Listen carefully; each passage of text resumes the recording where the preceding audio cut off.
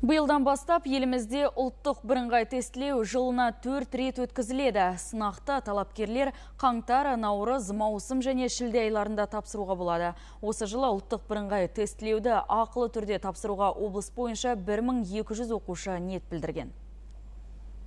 Ұлттық бірыңғай тестілеуді өткізу барысын талқылау жөніндегі жиында Павлодар облысының білім сапасын бақылау департаментінің басшысы Еркінбек Аязбаев қаңтардағы тестілеу аймақ бойынша 5 жерде өтетінін атап мәлімдеді. Яғни сынақтар Павлодардың 2 жоғары оқу орнында, Екібастұзда, Ертіс және Баянауыл аудандарында ұйымдастырылады. 5 ұлттық бірыңғай тестілеу пунктінде осындай тестілеу 2 лекте өткізіледі. Бірінші легі 18 қаңтар, екінші легі 19 қаңтар.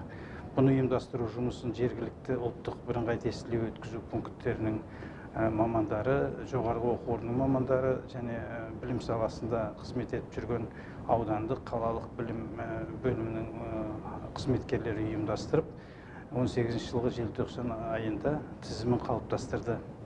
Біздің Павлодар облысының білім саласындағы бақылау департаментінің негізгі мүмкіндігі, негізгі жаңағы атқаратын жұмысы осы шараның өткізілуіне ұйымдастыру, бақылау шараларын жүргізу болып табылады. Бірінші тестілеу қарсаңда білім беру саласындағы уәкілетті органдардың қатысуымен дөңгелек үстел өтті. Әңгіме барысында қатысушылар ұлттық бірыңғай тестілеудің жаңа форматын, сондай-ақ тест өткізу барысындағы дайындығын талқылады. Іс-шараның мақсаты қандай да бір жемқорлықтың алдын алу. Сондықтан біз осы жұмыстардың барлық қатысушыларын, ұйымдастырушыларын мұқият болуға, ең алдымен өзіне және біздің облысқа адал болуға шақырамыз. Өткізілген жиында тек қана ата-аналар мен талапкерлерді ғана емес, сонымен қатар оқу орындарының қызметкерлерінде толғандыратын өзекті мәселелер көтерілді.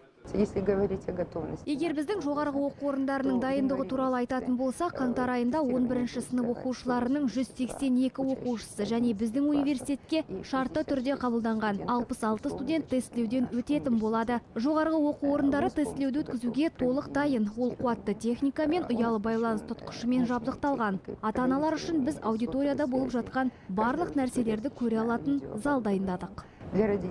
Мамандар атап өткендей, мұндай формат болашақ талапкерлерді психологиялық тұрғыдан тестілеуге дайындау үшін жасалынған. Марина Сахарова, Незбек Смағұл, Ертіс ақпарат.